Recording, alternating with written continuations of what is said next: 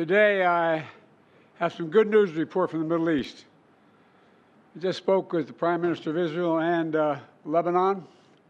I'm pleased to announce that their governments have accepted the United States proposal to end the devastating conflict between Israel and Hezbollah.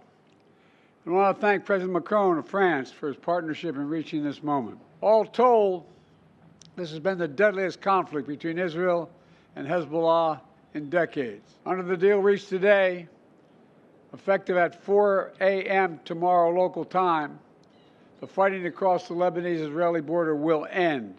Will end. This is designed to be a permanent cessation of hostilities.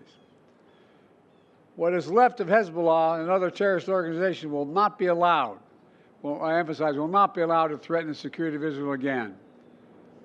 Over the next 60 days, the Lebanese army and state security forces will deploy and take control of their own territory once again. Hezbollah terrorist infrastructure in southern Lebanon will not be allowed to be rebuilt.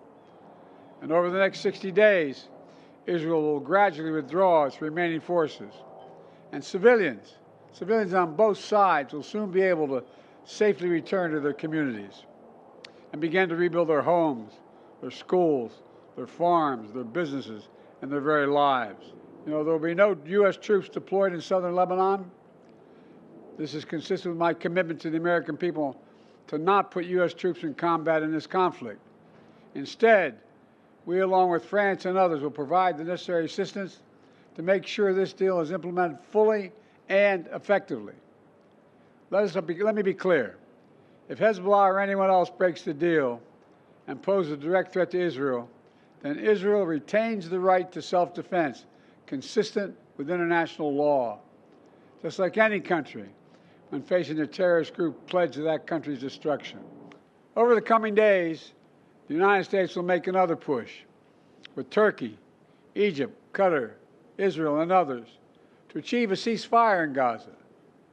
With the hostages released and the end of the war without Hamas in power, that becomes possible. As for the broader Middle East region, today's announcement brings us closer to realizing the affirmative agenda that I've been pushing forward during my entire presidency. A vision for the future of the Middle East where it's at peace and prosperous and integrated across borders.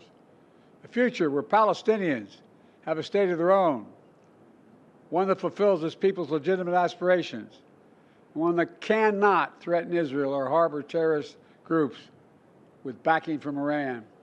A future where Israelis and Palestinians enjoy equal measures of security, prosperity, and yes, dignity.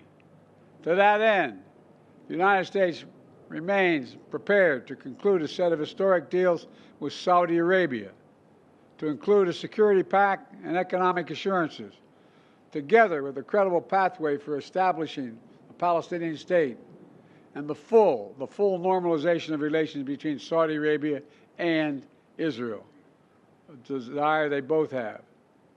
I believe this agenda remains possible, and in my remaining time in office, I'll work tirelessly to advance this vision for an integrated, secure, and prosperous region, all of which strengthens America's national security.